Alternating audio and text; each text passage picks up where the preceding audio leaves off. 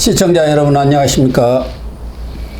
6월 17일 시사정담 시작하겠습니다. 박상규 앵커님 나오셨습니다. 안녕하십니까. 네, 안녕하세요. 박 앵커님. 지금 이재명 대통령이 G7 회의 참석차 캐나다에 네. 가 있는데요. 그런데 아마 16일 날 만찬이 있고 그리고 나서 17일에는 이 대통령이 직접 G7 정상회의 공식 세션에 참석을 하는 모양이에요. 네. 그리고 나서 미국 트럼프 대통령과 양자 정상회담이라고 할까 뭐 잠깐이라도 이렇게 만나는 일정이 되어 있었던 모양인데, 문제는 트럼프 대통령이 16일 날 만찬이 끝난 뒤 조기 귀국을 해버린다고 그러네요. 그러다 보니까 지금 이재명 대통령과의 정상 만남이 불발이 된 것 아닙니까? 그래서 뭐 미국 측에서는 지금 이스라엘과 이란 간에 전쟁이 상당히 격화되고 있기 때문에 그 문제라고 하지만, 이재명 대통령과는 트럼프 대통령이 별로 그렇게 썩 달가워하지 않는 듯한 그런 모습들을 보여왔기 때문에 그 연장선상이 아닌가 하는 관측들이 나오고 있습니다. 제가 보기에는 선배님이 말씀하신 뒷부분은 대통령실에 이제 그 사실상 잡혀 있었다. 예. 사실상 양자회담을 하기로 했다. 예. 그 사실상이란 말을 대변인이 유난히 강조하더라고요. 이 말은 무슨 말이냐. 오피셜리 공식적으로는 잡힌 게 아니다라는 얘기가 됩니다. 그러니까 하기로 돼 있었는데 네. 갑자기 트럼프 미국 대통령이 그 이스라엘 이란 전쟁 상황이 워낙 급박하니까 만찬만 하고 귀국을 해서 미국에 이제 긴급 안전보장회의를 한다고 한다. 예. 그래서 어쩔 수 없이 불발이 되게 됐다. 뭐 이런 설명을 하고 있는 것인데, 예. 일단은 트럼프 대통령은 사실입니다. 이거는 왜냐하면 굉장히 지금 상황이 급박하다. 그래서 이스라엘의 그 추가 공습, 특히 이제 이스라엘이 민간인들에 대한 그 이란의 공격에 대단히 분개했어요. 예, 그러니까 그렇죠. 이제 방공망이 뚫렸죠. 일부 뚫리면서 아이언돔이라는 방공망이 이제 뚫려버린 거예요. 거기를 이제 섞어 쏘기라 그래가지고 워낙 많은 미사일에다가 드론을 섞어 쏘니까, 그게 저번에도 그랬지만 하마스하고 할 때도 그랬지만 다 막을 수가 없는 거예요. 그렇죠. 그러니까 일부가 뚫려가지고 민간인이 사상자가 났고, 이에 대해서 이제 그 이스라엘 네타냐후 총리가 이제부터 각오를 해라 하면서 대대적인 공습을 예고했습니다. 그래서 이 이란의 국영방송사가 폭격을 받았어요. 그래서 이 말은 무슨 뜻이냐면, 여자 앵커가 방송을 하다가 폭탄이 떨어져가지고 암전이 일어나면서 급거 피하는 장면이 보도가 됐어요.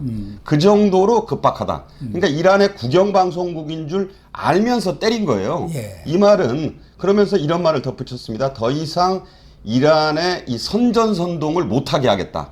그 방송이라고 하지 않고 이거 선전선동이라고 하면서 거기를 공격하면서 이 전황은 급박하게 지금 악화되고 있고, 트럼프 미국 대통령은 이런 말을 했습니다. 소개령이라는 거 있죠. 예. 모든 미 국적자와 관계자들, 사업가들은 테헤란을 빨리 떠나라. 예. 이런 정도로 얘기를 한 상황이기 때문에 돌아가게 되어 있습니다. 다만 이것이 이재명 대통령을 꺼린다, 그래서 그런 거 아니냐, 이런 부분은 그냥 해석인 것 같아요, 저는. 왜냐면 그렇죠. 내가 지금 급해서 이재명 대통령을 돌볼 시간이 없다. 지금 만나고 자시고 할 그런 여유가 없다. 나는 내 일정대로 가야 되겠다. 자, 여기서 한 가지 지적하고 싶은 건, 만날 사람은 만났다는 겁니다, 트럼프가. 특히 이시바 시게루와는 첫날 30분 넘게 만났어요, 트럼프 대통령이. 그래서 그러니까 이게 오자마자 일본 총리와는 만났고 영국과도 만나가지고, 스티머 총리. 스티머는 이제 만나서 이 관세 협정까지 사인을 다 해줬어요. 해줬어요. 그러니까 개별 양자회담을 할 사람하고는 다 했다. 이시바 시게루하고는 30분 이상 만나가지고 좋은 협상이었다. 여러 가지 발표가 다 났어요. 지금 양국 언론이 다 보도를 했습니다. 그러니까 만날 사람은 전쟁 상황이 그때도 없는 게 아니기 때문에 그때도 이제 이런 일정은 다 소화해 놓고, 이제 물론 시간이 되면은 이재명 대통령과도 만날 수 있다라는, 근데 백악관 아무 발표도 안 했어요. 그냥 그러니까요. 우리 대통령실이 사실상 잡혀 있었다. 사실상 하기로 돼 있었다. 한미 정상회담이 열리는 것처럼 언론한테는 그렇게 얘기를 했었지 않습니까? 뭐 그러니까 트럼프가 만약 만날 생각이 있다. 그다음에는 만찬이 끝나고 나서도 잠깐 만나는 것도 있잖아요. 그러니까 뭐 스탠딩 회담을 할 수도 있고, 예. 뭐 어차피 약식으로 이번에 만난다는 것은 약식 회담이지 관세 협상이나 이런 것은 지금 한미 정상회담이 정식으로 열려서 미국을 방문해서 그래야 뭐 본격적인 논의가 되지 않겠습니까? 그러니까 그런데 그런 거 안 오고 그냥 가버릴 거 아닙니까? 밥 먹고. 티 테이블에다가 이렇게 해서 탁자 놓고 잠깐 앉아서 얘기 정도 해줄 수 있는 거거든요. 배려를 하면은. 지난번에 젤렌스키는 교황 그 장례식에 가서도 그 잠깐 만나서 그때는 뭐 의자를 아예 붙여놓고 이 얼굴을 이렇게 맞대고 얘기했잖아요. 그러니까요. 이런 장면을 트럼프 대통령이 얼마든지 이재명 대통령을 배려한다든가 한국의 현 이 새 정부를 좀 배려한다면, 배려라는 표현이 자꾸 나오는데 어쨌든 좀 우대하려면 그런 모양을 갖춰줄 수 있는데 그냥 나 급하다고 지금 가버린 거예요. 그렇죠. 그러니까 좀 쉽게 말하자면 닭 줬던 게 지붕 쳐다보는 꼴이 됐다고 할 수도 있는 네. 일종의 외교적인 이 부실이다. 뭐 참사라고까지는 하지 않겠습니다. 네. 분명히 말씀드리지만 할 사람과는 첫날 다 했다. 뭐 말씀드린 대로 지금 칸이 그러니까 캐나다 주최국 총리도 만났고 또 영국의 스티머와는 뭐 관세 협상까지 다 맺고 갔고 시계로도 시계로는 30분 넘게 만났고 네. 그러니까 자꾸 마치 이게 그 트럼프가 전쟁 상황 때문에 가는 바람에 정말 하려고 했던 건데 잡혀 있던 건데 못했다라고 하는 변명 불가피성을 지금 변명을 하고 자꾸 있는. 이제 설명을 하는데 궁색합니다. 지금 그러네요. 상황은 팩트 관계는 만날 수도 얼마든지 있는데 그냥 갔다. 그 나중에 보자는 말 한마디도 없이. 그래서 좀 머쓱해진 상황이고요. 그 이재명 대통령은 원래도 그 AI 인공지능하고 에너지를 주제로 이게 비공식 연설입니다. 네. 비공식 세션이에요. G7의 정식 세션은 아니고 그렇군요. 업저버들이 이제 브라질, 인도, 뭐 우리나라 등등 왔는데 뭐 이 양반들 와가지고 옆에서 볼 수만 보고 가기엔 그러니까 당신들도 한마디씩 해라. 그래서 이제 비공식 주제의 연설이 원래부터 잡혀있던 거 2개. 그 짧습니다. 그거는 하기로 돼 있어가지고 아마 그건 하고 올 것이다. 그리고 이제 그 앞서서 호주 총리 만났고 그 앞서서 남아공 대통령 만났는데 뭐 남아공은 아시다시피 비동맹 국가예요. 전에 이해찬 전 총리가 그 마지막으로 남아공 가서 비동맹 회의 참석할 때 제가 수행 기자로 갔었는데 남아공은 원래가 제3세계 비동맹 국가입니다. 그래서 우리에게 좀 우호적이고요. 호주는 뭐 6.25 참전국 아니겠습니까? 그럼요. 그리고 우리하고는 주고받을 게 많아요. 그래서 호주도 업저버예요. 남아공도 업저버고. 그러니까 업저버들끼리는 시간이 남아요. 그러니까 그러겠죠. 이제 두 사람은 만났다. 뭐 그리고 이제 발표하기로는 한일 정상회담은 한다라고 했는데 뭐 그거는 아직까지 시간은 확정이 되지는 않은 것 같아요. 이것도 사실상 잡혀 있다라고 하고 있어요. 그런데 이제 일정을 조율 중이다. 이렇게 이시바 시게루 입장에서는 왜냐면은 이게 이제 G7에서 미국이 빠지면 사실 눈이 빠진 거거든요. 그렇죠. 그러니까 이 핵심이 안보가 빠졌는데 빠진 거죠. 그렇죠. 그러니까 이제 나머지 사람들이 좀 머쓱해진 거예요. 원래부터 G6 플러스 미국 회담이라고 했거든요. 그러니까 이번에 공동 성명도 안 나온다고 했고, 그러니까 오죽 G7 그거 하루 더 못 있습니까? 그런데 트럼프가 그거 나 전쟁 상황 때문에 가야 되라고 해버린 거는 싹 무시한 거예요. 이 G7 중요한 자체를. 사람 만날 사람 다 만났고 나 할 내일 일 다 봤으니까 나 갈래. 뭐 캐나다하고 미국은요 비행기 타면 3시간밖에 안 걸립니다. 그렇죠. 금방 그러니까 그냥 넘어가서 그냥 빠이빠이 하고 가버린 거예요. 그러니까 사실 이런 상황이 어느 정도는 예측이 됐어요. 그래서 위성락 안보실장도 고민을 좀 했던 거예요. 여길 가야 되나 말아야 되나. 그런데 나토 정상회의는 껄끄럽고 그 앞에 잡힌 G7까지도 안 가면 이게 상황이 좀 묘해서 갔는데 결국 이런 상황이 됐고 어느 정도 지금 왕따를 당한 셈 아닙니까? 왕따 얘기는 잠시 후에 이제 진짜 왕따를 당했다는 상황을 또 저희가 말씀을 해야 될 텐데 미국에는 일단 외면을 당한 것이라고 봐야 되고 왕따는 진짜 당했습니다. 그러니까 미국 캐롤라인 레빗이라고 백악관 대변인이요. 백악관 대변인이 언론 공지 뭐 이런 걸 하면서도 한국에 대해서는 이재명 대통령과의 뭐 회담이라든가 이런 것은 일체 언급이 없네요. 지난번 전화도 한 3, 4일 후에 하고 또 지금까지도 국무부에서는 뭐 공식 통화를 가졌다는 것을 인정을 했습니다만은 아직까지 이 트럼프라든가 백악관이 이재명 대통령과 정상 통화를 가졌다는 얘기를 하고 있지를 않지 않습니까? 그러니까 어떻게 보면 좀 무시를 하나 이런 느낌도 저희들은 들어서 기분이 썩 좋지는 않아요. 원래는 전통적으로 미국 대통령은 한국 대통령이 당선되면 축하 전화는 물론이고 축전을 보냅니다. 공식 외교 문서로 축전을 보내게 돼 있죠. 국무장관이라든가 이런 데서도 보내는데 올해는 이게 도착했다는 얘기가 지금 없어요. 아직까지도. 그러니까 사실 미국이 통화한 것까지는 사실인 것 같은데 이에 대한 논평도 한마디 안 하고 어찌 보면 존재감이 없는 좀 투명인간 취급을 하고 있다는 느낌을 받을 정도로 자꾸 전화를 해달라고 해서 우리가 그냥 어쩔 수 없이 전화 조금 해줬어 뭐 이런 정도인가요? 그러니까 생색을 냈다고 보는데 이게 외교적으로 이런 발표는 우리 언론들만 보도한다는 걸 믿어서는 안 되고 그렇죠. 크로스 체크가 돼야 되잖아요. 그 미국의 유수 언론들도 보도를 안 하고 미국의 유력 방송들도 보도를 안 하는 이런 식의 축하 전화는 참 유례가 없다. 그리고 제가 지금 오다 이 확인을 해보니까 주최국인 캐나다가 아주 한국을 무시한 지금 보도가 나왔어요. 그러니까 카니 총리 이재명 대통령에 대해서 취임 축하 뭐 그런 전화라든가 뭐 이런 것도 전혀 없었다고 그러네요. 그런데다가 지금 말씀하신 대로 캐나다 유력 내셔널 포스트지가 15일 현지 시간입니다만은 이 카니 총리가 거기에 참석했던 정상들과 다 양자 회담을 했는데 이재명 대통령만 쏙 빼놨다고 그러네요. 제가 그 내셔널 포스트라고 캐나다의 유력 신문인데 제가 그 원문을 확인해 봤어요. 도대체 뭐라고 쓰였다는 것인가 하고 봤더니 여러분들 찾아보시면 나옵니다.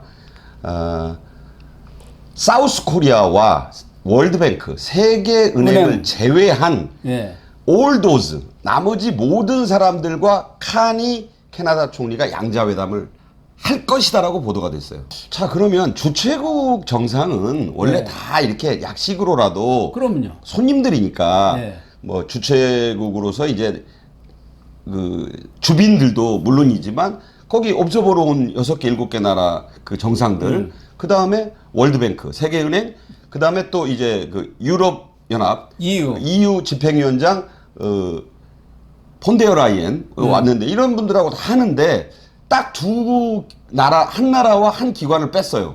그게 다시 한번 말씀드리지만 사우스 코리아 앤드 월드뱅크예요. 그러니까 월드뱅크를 제외한 이유는 모르겠는데 자, 이 카니 총리에 대해서 좀 알아볼 필요가 있어요. 이 카니 총리는 영란은행이라고 영국 중앙은행 총재를 7년이나 한 아주 그 재정 금융 전문가입니다. 그러니까 그 영국의 그 키어 스타머 총리하고는요 사실 친구예요. 그러니까 캐나다 태생인데 영국 중앙은행 총재를 7년이나 했으니까 이 대단한 전문가입니다. 그래서 스타머하고는 첫날 당연히 만나서 밥 먹고 스포츠 경기까지 관람을 같이 했다. 뭐 이 정도로 환대를 했어요. 자, 그리고 나머지 개별 정상 회담을 다 했는데 세계은행과는 아마 경제적인 이유로 본인이 이제 영란은행 총재도 지냈고 캐나다와 세계은행은 미국 주도이기 때문에 약간 좀 각을 세우고 있기 때문에 그런 것 같고. 자, 그런데 왜 나라에서 사우스 코리아가 빠집니까? 그러니까요. 이건 아주 그 외교적 결례를 넘어서서 왕따, 무시에 해당되는 일이고 이게 이제 우리 언론은 한 줄도 보도를 하지 않고 있는데 물론 확인을 하겠지만 아마 보도를 계속 안 할 겁니다. 그래서 아니 캐나다 총리를 만난다고 하면은 우리 언론도 보도가 나올 것 아닙니까? 그러니까 그런 말은 지금까지 전혀 없고요. 그 원래 G7이 지난번에 캐나다 퀘벡에서 열렸을 때 그때도 캐나다의 당시의 주스틴 트리도 그때는 총리가 트리도 아니었습니까? 물론한 그 주스틴 트리도가 다 만나줬어요. 그 옵저버까지. 그러니까 이런 식으로 왜 사우스 코리아 대통령만 뺐느냐 이번에. 그러니까요. 그러니까 너무 도드라져 보이는 거예요. 총 16개 주빈 업저버 세계 기관들 가운데 두 곳만 뺐는데 왜 거기 한국이 들어가냐. 이건 좀 굉장한 그 창피스러운 일이고 이에 대한 좀 해명을 우리가 좀 들어야 될 상황 아닌가. 그러니까 딱 두 나라하고만 한 거예요. 남아공은 아까 얘기한 대로 비동맹의 일원이라 우리 만나준 것 같고 예. 그다음에 호주는 우리하고 쇠고기다 뭐다 주고받을 것도 있고 예. 또 6.25 참전을 고리로 해서 그러니까 사실 업저버들끼리는 별로 할 일이 없어요. 그렇죠. 시간 남는 게 시간이니까. 그런데 지금 달랑 두 나라 만났고 이제 영국 그러니까 일본 이시바 시게루와는 만날지 안 만날지는 좀 지켜봐야 되는데 그나마 이거라도 하고 와야 이번에 좀 체면이 있을 거 아니에요. 체면은 다 깎였는데 네. 조금이라도 세워지지 않을까 이런 생각을 해봅니다.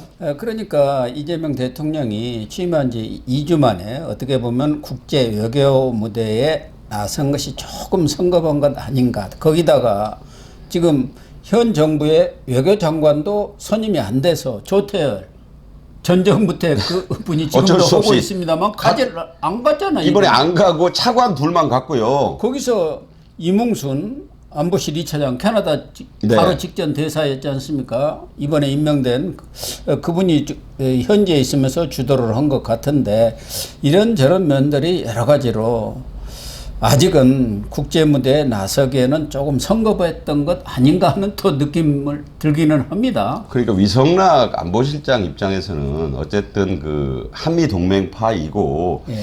결이 좀 다르잖아요. 특히 국정원장인 이종석 후보자와는 실제로 뭐 과거에 그 노무현 정부 때 대판 둘이 싸우기도 했었고 동맹파 자주파 해갖고 예, 그냥 지금 대판 싸웠잖아요. 네. 지금 왜 그러면 조현 전 외교부 1차관을 그 외교장관으로 쓴다고 한 지가 말 나온 지가 지금 일주일이 넘었는데 아마 강요 중에서는 유일하게 하마평이 오른 지가 진짜 한 열흘 된 것 같네요. 그러니까 그 정도 됐습니다. 그런데 조현 이 전 외교부 1차관은요 위성락 사람이에요.